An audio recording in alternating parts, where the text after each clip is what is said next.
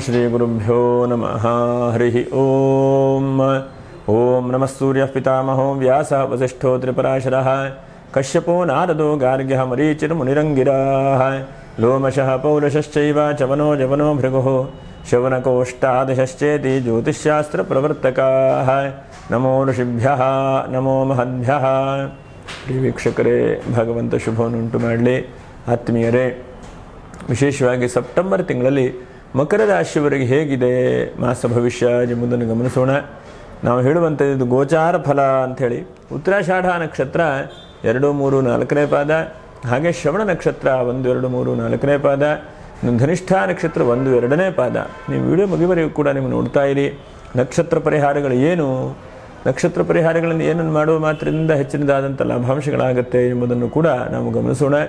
ಏನಪ್ಪ ಗ್ರಹ ಸ್ಥಿತಿ? 2ನೇ ರಾಶಿಯಲ್ಲಿ ರಾಹು, ಹಾಗೆ 3ನೇ ರಾಶಿಯಲ್ಲಿ ಶನಿ, 4, 5ನೇ ರಾಶಿಯಲ್ಲಿ ಯಾರೂ ಇಲ್ಲ, 6ನೇ ರಾಶಿಯಲ್ಲಿ ಗುರು, 7ನೇ ರಾಶಿಯಲ್ಲಿ ಯಾರಿಲ್ಲ, ಶುಕ್ರನ 8ನೇ ರಾಶಿಯಲ್ಲಿದ್ದಾನೆ, 9ನೇ ರಾಶಿಯಲ್ಲಿ ರವಿ ಬುಧರಿದ್ದಾರೆ, 10ನೇ ರಾಶಿಯಲ್ಲಿ ಕುಜ, ಹೀಗೆಲ್ಲ ಇದೆ ನೋಡಿ. ನಿಮಗೆ ಮಕರ ರಾಶಿಯವರಿಗೆ 7.5 ಶನಿಯೆಲ್ಲ ನಿಮಗೆ ಮುಗಿದಿದೆ. ಹಾಗಾಗಿ ಅಂಥ ಆತಂಕಗಳೆಲ್ಲ ಬೇಡ ನಿಮಗೆ.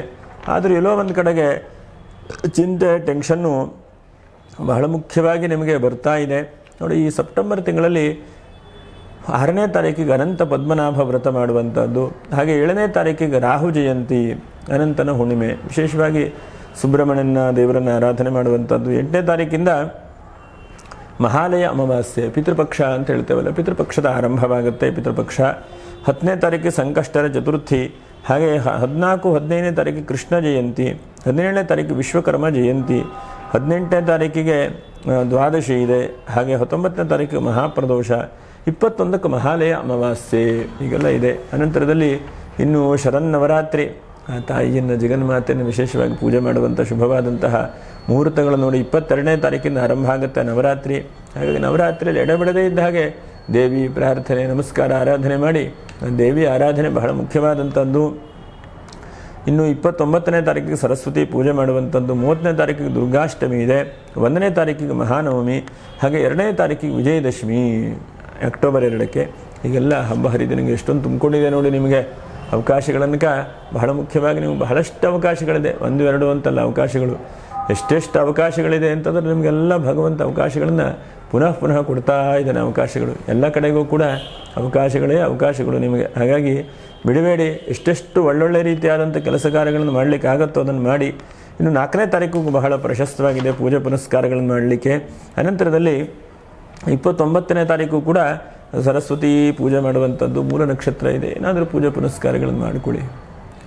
ನೋಡಿ ಏನಾಗಿದೆಯಪ್ಪ ಅಂತಂದರೆ ಮಕರ ರಾಶಿಯವರಿಗೆ ನಿಮ್ಮ ಮನಸ್ಸಿನಲ್ಲಿ ಸ್ವಲ್ಪ ಆತಂಕ, ಚಿಂತೆ ಹೇಳುವಂಥದ್ದು ಬಹಳ ಇದೆ. ಗ್ರಹಸ್ಥಿತಿ ನೋಡಲಿಕ್ಕೆ ಹೋದರೆ 6ಠ ರಾಶಿಯಲ್ಲಿ ಗುರು ಒಬ್ಬನಿದ್ದಾನೆ, ಅದರ ರಾಶ್ಯಾಧಿಪತಿ ಆದಂಥ ಶನಿ 3ಯ ರಾಶಿಯಲ್ಲಿದ್ದಾನೆ. ಇನ್ನು ರವಿ ಬುಧರು ಕೂಡ ಯೋಗಕಾರಕರೇ ಆಗಿದ್ದಾರೆ. ಹಾಗಾಗಿ ಒಂದಂತಕ್ಕೆ ನಿಮಗೆ ಕೆಲವೊಂದಷ್ಟು ವಿಷಯದಲ್ಲಿ ಅಭಿವೃದ್ಧಿ ಆಟೋಮೆಟಿಕ್ಕಾಗಿ ಬರುತ್ತೆ. ಎಲ್ಲಪ್ಪ ಅಭಿವೃದ್ಧಿ ಅಂತಂದರೆ, ಒಂದು ಆರ್ಥಿಕವಾದಂಥ ಸುಸ್ಥಿತಿಗೆ ಬರ್ತಾ ಇದ್ದೀರಿ. ಹಂತ ಹಂತವಾಗಿ ಸ್ವಲ್ಪ ಆರ್ಥಿಕವಾದಂಥ ಅಭಿವೃದ್ಧಿ ಆಗ್ತಾ ಇದೆ. ಹಿಂದೆ ನೋಡಿ ಒಂದು ಸಲ ಯೋಚನೆ ಮಾಡಿಕೊಳ್ಳಿ, ಹಿಂದೆ 7.5 ಶನಿ ಇದ್ದಾಗ ಎಷ್ಟು ಸಮಸ್ಯೆ ಇತ್ತು.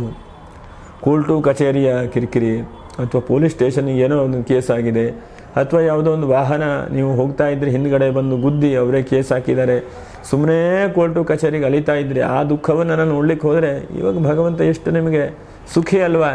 ಗೋಚಾರ ಫಲದಲ್ಲಿ ಎಲ್ಲ ಭಗವಂತ ಸುಖಿನೇ ನಿಮ್ಗೆ ಕೊಟ್ಟಿದ್ದಾನೆ, ಎಲ್ಲ ರೀತಿಯಾದಂಥ ಅಭಿವೃದ್ಧಿಯನ್ನು ಕೊಟ್ಟಿದ್ದಾನೆ ಭಗವಂತ. ಹಾಗಾಗಿ ಇವಾಗ ಹಳೆಯದನ್ನು ಕೂಡ ಕೆಲವೊಂದು ಸಲ ಯೋಚನೆ ಮಾಡ್ತಾ ನಾವು ಮುಂದೆ ಹೋಗಬೇಕಂತೆ. ನಾವು ಬಂದಿರುವಂಥ ದಾರಿಯನ್ನು ಸ್ವಲ್ಪ ಹಿಂದೆ ನೋಡಬೇಕು. ಯಾವ ತರಹ ದಾರಿಯಲ್ಲಿ ಬಂದಿದ್ದೇವೆ, ಹೇಗೆ ನಾವು ಬಂದಿದ್ದೇವೆ, ಆ ದಾರಿ ಹೇಗಿದೆ, ಕಷ್ಟ ನಷ್ಟಗಳನ್ನು ಕೂಡ ನೋಡ್ಕೊಳ್ಬೇಕು. ಹಾಗಾಗಿ ಆ ದಾರಿಯನ್ನು ಒಂದು ಸಲ ಮೆಲುಕು ಹಾಕಿ ಫಸ್ಟು ವಿಡಿಯೋ ಆರಂಭದಲ್ಲಿ. ಹಾಗೆ 2ನೇದಾಗಿ ಬಹಳ ಮುಖ್ಯವಾಗಿ ಗಮನಿಸುವಂಥದ್ದು, ಆರ್ಥಿಕವಾದಂಥ ಅಭಿವೃದ್ಧಿ ಭಗವಂತ ಕೊಡ್ತಾ ಇದ್ದಾನೆ. ಒಂದೇ ಸಲ ಮೇಲಕ್ಕೆ ಹೋಗದೇ ಇದ್ದರೂ ಹಂತ ಹಂತವಾಗಿ 2ನೇ ರಾಶಿಯಲ್ಲಿ ರಾಹು, ಇವತ್ತು ಬರಲಿಲ್ವೋ ನಾಳೆಗೆ ದುಡ್ಡು ಬರುತ್ತೆ, ಅಥವಾ ಈ ತಿಂಗಳ ಬರಲಿಲ್ವೋ ಮುಂದಿನ ತಿಂಗಳಲ್ಲಿ ಹಣಕಾಸು, ಅಷ್ಟೇ ಹಂತವಾಗಿ ನಿಮ್ಮ ಹಣಕಾಸು ಬರ್ತಾ ಇದೆ. ಹಣಕಾಸಿನ ಅಭಿವೃದ್ಧಿಯನ್ನು ರಾಹು ಕೊಡ್ತಾ ಇದ್ದಾನೆ. ಆದರೂ ಕೂಡ ನಿಮಗೆ ಸ್ವಲ್ಪ ಸಾಲ, ಟೆನ್ಷನ್, ಒತ್ತಡಗಳಿದ್ದರಿಂದ ಸಾಕಾಗದೇ ಇರಬಹುದು. ಮತ್ತು ಕೆಲಸ ಯಾರ್ಯಾರಿಗೆ ಕಳೆದು ಹೋಗಿದೆಯೋ ಅವರಿಗೆಲ್ಲ ಸ್ವಲ್ಪ ಮಟ್ಟಿಗೆ ಕೆಲಸವೂ ಕೂಡ ಸಿಕ್ಕಿದೆ. ಬಹಳ ಜನಕ್ಕೆ ಕೆಲಸ ಸಿಗದೇ ಇದ್ದವರಿಗೆ ಕೆಲಸ ಸಿಗುವಂಥದ್ದು, ಅನುಕೂಲ ಆಗುವಂಥದ್ದು ಈಗೆಲ್ಲ ಆಗಿದೆ, ಭಗವಂತ ಕೊಟ್ಟಿದ್ದಾನೆ. ಒಟ್ಟಿನಲ್ಲಿ ಆ ಕೃತಜ್ಞತಾ ಭಾವನೆಯನ್ನು ನಾವು ಬಿಡಬಾರ್ದು. ಉಪಕಾರ ಸ್ಮರಣೆ ಅಂತೇಳಿ ಹೇಳ್ತೇವೆ. ನಾವು ಕಷ್ಟದಲ್ಲಿದ್ದಾಗ ಯಾರು ನಮ್ಗೆ ಹೆಲ್ಪ್ ಮಾಡಿದ್ದಾರೆ, ಅಥವಾ ಕಷ್ಟದಲ್ಲಿದ್ದಾಗ ಯಾವುದೋ ಒಂದು ವ್ಯಕ್ತಿ ನಮಗೆ ಆರ್ಥಿಕವಾಗೋ ಮಾನಸಿಕವಾಗೋ ಅಥವಾ ಸಪೋರ್ಟ್ ಮಾಡಿರಬಹುದು. ಅಂಥವರನ್ನೆಲ್ಲ ನಾವು ಚೆನ್ನಾಗಾದಾಗ ಬಲಿಷ್ಠವಾದಾಗ ಮರಿಬಾರ್ದು. ಅಂಥವರಿಗೆ ನಾವು ಸದಾಕಾಲ ಚಿರಋಣಿಯಾಗಿರಬೇಕು. ಹಾಗಂತೇಳಿ ಅವ್ರು ಹೇಳಿದ್ದನ್ನೆಲ್ಲ ಮಾಡ್ತೇನೆ ಅಂತ ಹೇಳಲ್ಲ, ಒಂದು ಹಂತಕ್ಕೆ ನಮ್ಮ ಮನಸ್ಸಿನಲ್ಲಿ ಅದಕ್ಕೆ ಗೌರವ ಪ್ರೀತಿ ವಿಶ್ವಾಸಗಳನ್ನು ಇಟ್ಕೊಳ್ಬೇಕು. ಉಡಾಪಿಯಾಗಿ ಏನೇನೋ ಮಾತಾಡುವಂಥದ್ದು ಏನೇನೋ ಹೇಳುವಂಥದ್ದನ್ನು ಮಾಡಬಾರದು. ಯಾಕಂದರೆ ಕಾಯ ವಾಚ ಮನಸ ಅಂತ ಶಾಸ್ತ್ರಗಳಲ್ಲಿ ದೋಷಗಳು ಬರುತ್ತೆ ಹೇಳುವಂಥದ್ದು. ಒಂದು ಕಾಯ ಅಂತಂದರೆ ನಾವು ಶಾರೀರಿಕವಾಗಿ ಏನೋ ಒಂದು ತೊಂದರೆ ಮಾಡಿರುವಂಥದ್ದು, ಹಾಗೆ ವಾಚ ಬಾಯಲ್ಲಿ ಕೆಲವು ಜನ ಬೈತಾನೇ ಇರ್ತಾರೆ, ಹಾಗಾದರೂ ಕೂಡ ದೋಷಗಳು ಬರುತ್ತೆ. ಅದಕ್ಕೆ ವಾಕ್ಸಿದ್ಧಿ ಆಗಬೇಕು ಅಂತಂದರೆ ಒಳ್ಳೆಯದನ್ನೇ ಚಿಂತನೆ ಮಾಡಬೇಕು, ಹೆಚ್ಚು ಬೈದು ಕೆಟ್ಟದ್ದನ್ನು ಮಾತಾಡಬಾರದು ಹೇಳುವಂಥದ್ದು. ಕಾಯ ವಾಚ ಮನಸ, ಇನ್ನೊಂದಷ್ಟು ಕೆಳಗಡೆಗೆ ಬಾಯಿ ಬಿಟ್ಟು ಹೇಳುವುದಿಲ್ಲ, ಮನಸ್ಸಿನಲ್ಲಿ ಬರೀ ಬೈಕೊಳ್ತಾ ಇರುವಂಥದ್ದು. ಹೀಗೆ ಕಾಯ ವಾಚ ಮನಸ ಮೂರರಿಂದನೂ ಕೂಡ ಮನುಷ್ಯನಿಗೆ ದೋಷಗಳು ಉಂಟಾಗುತ್ತೆ ಅಂತ. ಹಾಗಾಗಿ ಅದು ಮೂರನ್ನು ಕೂಡ ನಾವು ತ್ರಿಕರಣಗಳಿಂದ ಶುದ್ಧಿಯಾಗಿರುವಂಥ ಪ್ರಯತ್ನವನ್ನು ಮಾಡಬೇಕು. ಯಾಕಂದರೆ ಮನುಷ್ಯನಿಗೆ ಸಹಜವಾದಂಥ ಗುಣ ಸಿಟ್ಟು ಬರುವಂತಹದ್ದು ಅಥವಾ ಮನಸ್ಸಲ್ಲಿ ಯೋಚನೆ ಬರುವಂಥ ಸಹಜವಾದಂಥ ಗುಣ. ಆ ಸಹಜವಾದಂಥ ಗುಣ ಇದ್ದರೂ ಕೂಡ ಆದಷ್ಟು ನಾವು ಎಷ್ಟು ಬೇಕೋ ಅಷ್ಟು ಸಮಾಧಾನಕರವಾಗಿ, ಆದಷ್ಟು ಕೆಟ್ಟದನ್ನು ಚಿಂತನೆ ಮಾಡ್ತಾ ಇರದೇ ಇದ್ದ ಹಾಗೆ ಒಳ್ಳೆಯದನ್ನೇ ಚಿಂತನೆ ಮಾಡ್ತಾ ಹೋಗಬೇಕು. ಇನ್ನು ತೃತೀಯ ರಾಶಿಯ ಶನಿ. ಒಂದಂತಕ್ಕೆ ಸೋದರರಿಂದ ಈ ತಿಂಗಳಲ್ಲಿ ಅನುಕೂಲ ಆಗುವಂಥದ್ದು ಸಾಧ್ಯತೆಗಳಿದೆ. ಸೋದರರು ಏನೋ ಬಂದು ಸಹಕಾರ ಮಾಡ್ತಾರೆ, ಒಂದು ಒಳ್ಳೆಯ ಥರದಲ್ಲಿ ಅವರು ಕೂಡ ನಿಮಗೆ ತೋರಿಸ್ಕೊಡ್ತಾರೆ. ಸೋದರರಿಂದ ಅನುಕೂಲ, ಸೋದರರಿಂದ ಒಳ್ಳೆಯ ರೀತಿಯಾದಂಥ ಫಲಗಳನ್ನು ಕಾಣಬಹುದು. 4ನೇ ರಾಶಿ ಯಾರಿಲ್ಲ, 5, 6 ಹಾಗೆ ಮುಂದೆ ಹೋಗ್ತಾ 6ನೇ ರಾಶಿಯಲ್ಲಿ ಗುರು. ಸ್ವಲ್ಪ ಧಾರ್ಮಿಕವಾದಂಥ ವಿಷಯಗಳಲ್ಲಿ ನಿಮಗೆ ಪ್ರೀತಿಯೋ ವಿಶ್ವಾಸಗಳು ಸ್ವಲ್ಪ ಕಡಿಮೆ ಆಗಿರಬಹುದು. ಆದರೆ ಆ ಭಗವಂತನ ಇಚ್ಛೆಯಿಂದ ಧಾರ್ಮಿಕವಾದಂಥ ರೀತಿಯಲ್ಲಿ ಪುನಃ ಶಕ್ತಿ ಬರುತ್ತೆ ನಿಮಗೆ.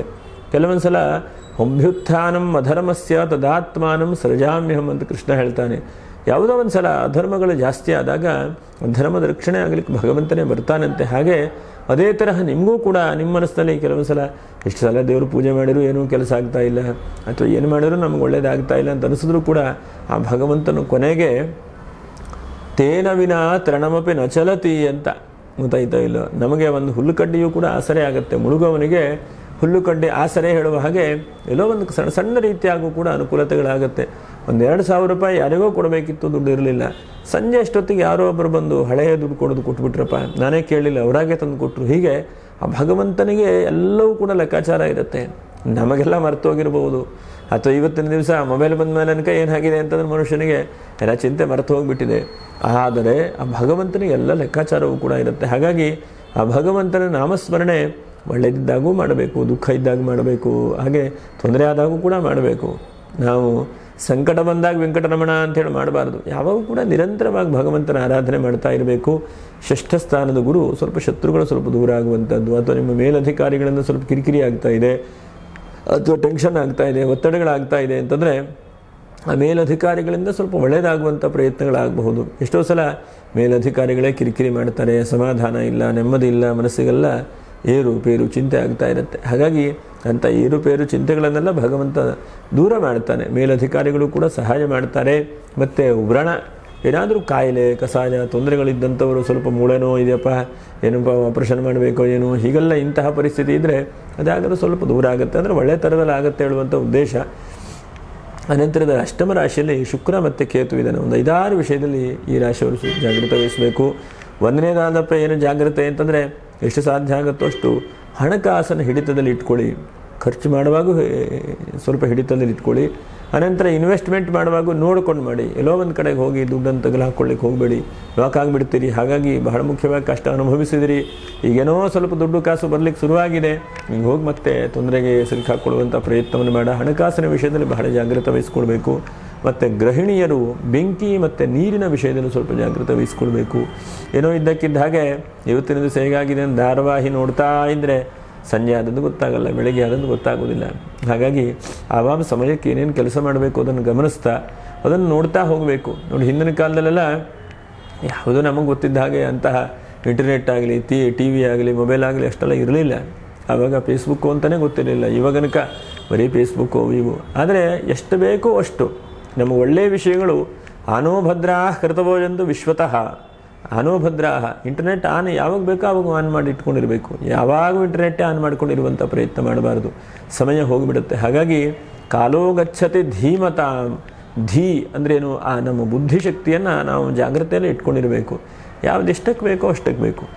ಈಗ ಎಷ್ಟು ಕೂಡ ನೀವು ಇಂಟರ್ನೆಟ್ ಆನ್ ಮಾಡ್ತಾ ಇದ್ದರೆ ವಾಟ್ಸಪ್ಪಲ್ಲಿ ಮೆಸೇಜ್ ಇವನ್ಕ ನೂರಾರು ಗ್ರೂಪ್ಗಳು, ಒಂದೆರಡು ಗ್ರೂಪ್ಗಳ ಪಟ ಪಟ ಟಣ್ಣನ್ನು ಬರ್ತಾನೆ ಇರ್ತದೆ. ಹಾಗಾಗಿ ಅಷ್ಟೆಲ್ಲ ಬೇಡ. ನಮಗೆ ಅಗತ್ಯತೆಗಳು ಎಷ್ಟಿದೆಯೋ ಅಗತ್ಯತೆಗಳು, ಈಗ ನಮಗೆ ಯಾವುದೋ ಒಂದು ವಿಷಯ ಗೊತ್ತಾಗಲಿಲ್ಲ, ಅದಕ್ಕೆ ಗ್ರಂಥ ತೆಗೆದುಕೊಂಡು ಹೇಗೆ ಓದ್ತೇವೆಯೋ ಹಾಗೆ ಕೆಲವೊಂದು ವಿಷಯಗಳು ಅರ್ಜೆಂಟಾಗಿ ಎಲ್ಲೋ ಒಂದು ಕಡೆಗಿದ್ದಾರೆ, ಒಂದು ಫೋನಿನ ಸಂಪರ್ಕದಲ್ಲಿ ಆ ಸಮಯಕ್ಕೆ ಬೇಕಾಗತ್ತೆ, ಅದಕ್ಕಷ್ಟೇ ಉಪಯೋಗಿಸ್ಕೊಳ್ಬೇಕು. ಯಾವುದೋ ಒಂದು ಒಳ್ಳೆಯ ವಿಷಯಗಳು ನಮಗೆ ಏನೇನು ಜಾಗ್ರತೆ ನೋಡ್ಕೊಳ್ಬೇಕು, ಅಥವಾ ಯಾವುದೋ ಒಂದು ವಿಷಯ ಗೊತ್ತಾಗಿಲ್ಲ ಖಂಡಿತವಾಗೂ ಅದನ್ನು ನೋಡಿ ನೀವು, ಆದರೆ ಅದನ್ನೇ ನೋಡ್ತಾ ಹೋಗುವಂಥ ಪ್ರಯತ್ನವನ್ನು ಬೇಡ.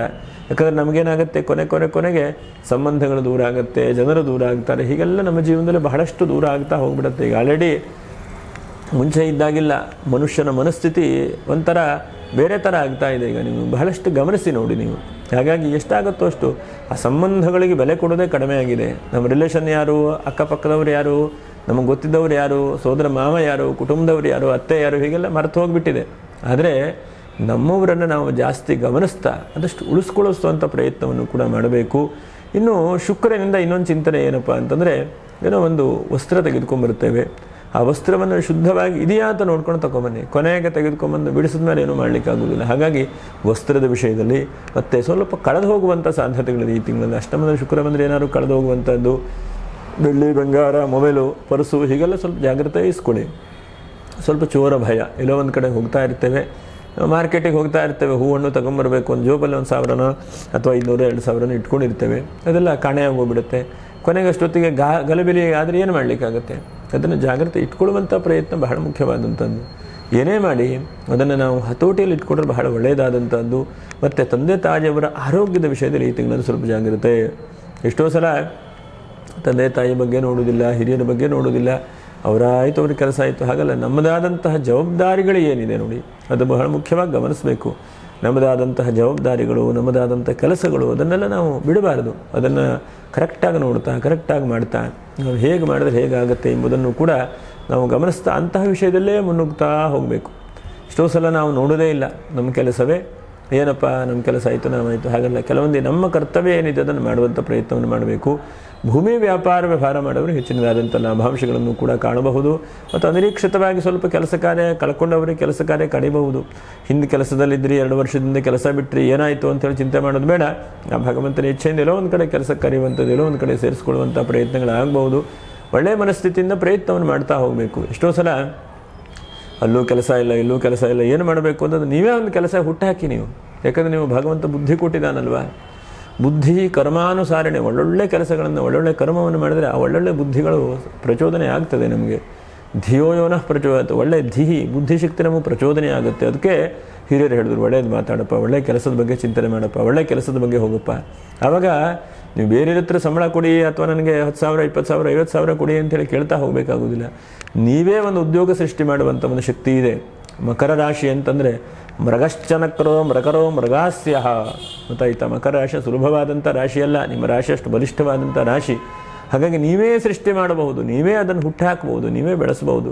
ಇವತ್ತು ಬಹಳಷ್ಟು ದೊಡ್ಡ ದೊಡ್ಡ ಕಂಪ್ನಿಗಳನ್ನು ನಾವು ನೋಡ್ತೇವೆ. ನಮ್ಮಂಥ ಸಾಮಾನ್ಯ ಜನರೇ ಕಟ್ಟಿರುವಂಥ ಕಂಪ್ನಿ ಅಲ್ವ ಅದು. ಆದರೆ ಅವನ ಹೋರಾಟ, ಅವನ ಶ್ರಮ, ಅವನ ಕಷ್ಟಕ್ಕೆ ನಾವು ಬೆಲೆ ಕಟ್ಟಲಿಕ್ಕೆ ಆಗೋದಿಲ್ಲ. ಇವತ್ತಿನ ದಿವಸ ದೊಡ್ಡ ದೊಡ್ಡ ಇಂಟರ್ನ್ಯಾಷನಲ್ ಕಂಪ್ನಿಗಳನ್ನೆಲ್ಲ ನೋಡಿದ್ರೆ ನಾವೆಲ್ಲ ಪೂಜೆ ಪುನಸ್ಕಾರ ಮಾಡುವ ಗೊತ್ತಾಗುತ್ತೆ. ಅವರ ಶ್ರಮ, ಅವರ ಕಷ್ಟಕ್ಕೆ ನಾವು ಬೆಲೆ ಕೊಡಲಿಕ್ಕೆ ಆಗೋದಿಲ್ಲ. ಯಾಕಂದರೆ ಅಷ್ಟೊಂದು ಶ್ರಮ ಪಟ್ಟಿರ್ತಾರೆ. ಹಗಲು ರಾತ್ರಿ ನಿದ್ರೆ ಮಾಡದೇ ಇದ್ದ ಹಾಗೆ ಒಂದು ಸಂಸ್ಥೆಯನ್ನು ಕಟ್ತಾರೆ.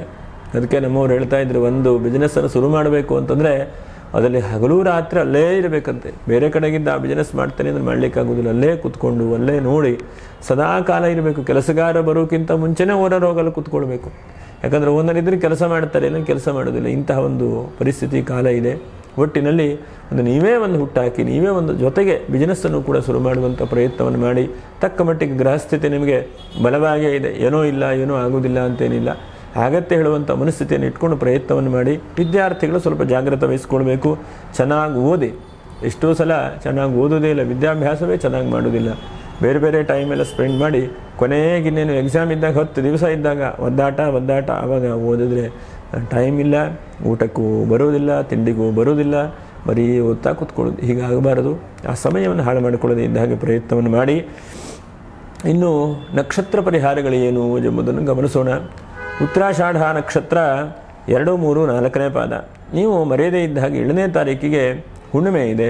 ಆ ಹುಣ್ಣಿಮೆ ದಿವಸ 7ನೇ ತಾರೀಕಿಗೆ ಹುಣ್ಣಿಮೆ ಇದೆ, ಇದಕ್ಕೆ ಅನಂತರ ಹುಣ್ಣಿಮೆ ಅಂತ ಹೇಳ್ತೇವೆ. ಹಾಗೆ ಒಂದು ಸ್ವಲ್ಪ ಎಳ್ಳೆಣ್ಣೆ ದೀಪ ಹಚ್ಚಿ, ಸಾಧ್ಯ ಆದರೆ ವಿಷ್ಣು ಸಹಸ್ರನಾಮ ಹೇಳಿ. ಯಾವಾಗೂ ಕೂಡ ಹುಣ್ಣಿಮೆ ದಿವಸ ವಿಷ್ಣು ಸಹಸ್ರನಾಮ ಬಹಳ ಒಳ್ಳೆಯದು. ವಿಷ್ಣು ಆರಾಧನೆ, ವಿಷ್ಣು ಸಹಸ್ರನಾಮ ಬಹಳ ಒಳ್ಳೆಯ ರೀತಿಯಾದಂಥ ಫಲಗಳನ್ನು ಕೂಡ ಕೊಡುತ್ತದೆ. ಹಾಗೆ ಇನ್ನು ಶ್ರವಣ ನಕ್ಷತ್ರದವರು ಸಾಧ್ಯವಾದ ನವರಾತ್ರಿಯಲ್ಲಿ ಪ್ರತಿನಿತ್ಯವೂ ಕೂಡ ದೇವಿ ಪಾರಾಯಣೆ, ಶ್ರವಣ ಮಾಡುವಂಥದ್ದು, ದೇವಿ ಆರಾಧನೆ ಮಾಡುವಂಥದ್ದು, ಒಂದು ವ್ರತವನ್ನು ಗಟ್ಟಿಯಾಗಿ ಮಾಡಿಕೊಳ್ಳಿ. ನೀವು ವ್ರತ ಅಂತಂದರೆ ಯಾವ ಕೆಲಸವನ್ನು ನಿರಂತರವಾಗಿ ಮಾಡ್ತೀವಿ ಅದಕ್ಕೆ ವ್ರತ ಅಂತೇಳಿ ಕರೀತಾರೆ. ತಪಸ್ಸು ಅಂತಂದರೆ ಸತ್ಯಂತಪಃ, ನಿರಂತರವಾಗಿ ಸತ್ಯ ಹೇಳ್ತಾ ಹೋದ್ರೆ ಅದೇ ತಪಸ್ಸು ಅಂತ. ಹಾಗೆ ಎಷ್ಟಾಗುತ್ತೋ ಅಷ್ಟು ಪ್ರಾಮಾಣಿಕವಾದಂಥ ಕೆಲಸವನ್ನು ಪುನಃ ಮಾಡ್ತಾ ಹೋದ್ರೆ ಅದೇ ತಪಸ್ಸು. ಯಾಕಂದರೆ ತಪಸ್ಸು ಅಂತಂದರೆ ಬೇರೆ ಏನಿಲ್ಲ, ಯಾವ ಕೆಲಸವನ್ನು ನಿರಂತರವಾಗಿ ಮಾಡ್ತೇವೆಯೋ ಅದಕ್ಕೆ ತಪಸ್ಸು ಅಂಥೇಳಿ ಕರೀತಾರೆ. ಆ ತಪಸ್ಸನ್ನು ಬಿಡದೇ ಇದ್ದ ಹಾಗೆ ಪ್ರಯತ್ನವನ್ನು ಮಾಡಿ. ಇನ್ನು ಧನಿಷ್ಠ ನಕ್ಷತ್ರ 1, 2ನೇ ಪಾದ. ನೀವು ನವರಾತ್ರಿಯಲ್ಲಿ ಸಂಧ್ಯಾಕಾಲದಲ್ಲಿ ಲಕ್ಷ್ಮೀನಾರಾಯಣ ಹೃದಯ ಅಂತಿದೆ. ನೀವು ಆನ್ಲೈನಲ್ಲಿ ಅಥವಾ ಯೂಟ್ಯೂಬಲ್ಲೂ ಸರ್ಚ್ ಮಾಡಿ ಸಿಗುತ್ತೆ ಲಕ್ಷ್ಮೀನಾರಾಯಣ ಹೃದಯ ಅಂತ.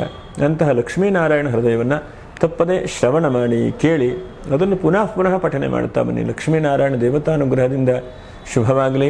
ಒಟ್ಟಿನಲ್ಲಿ ಮಕರ ರಾಶಿಯವರಿಗೆ ಭಗವಂತನ ಶುಭವನ್ನು ಉಂಟು ಮಾಡಲಿ, ಎಲ್ಲ ತೊಂದರೆ ತಾಪತ್ರಗಳನ್ನು ಕೂಡ ಪರಿಹಾರ ಮಾಡಲಿ ಅಂತ ಹೇಳ್ತಾ ಮುಂದಿನ ವಿಡಿಯೋದಲ್ಲಿ ಭೇಟಿ ಮಾಡೋಣ. ನಮಸ್ಕಾರ.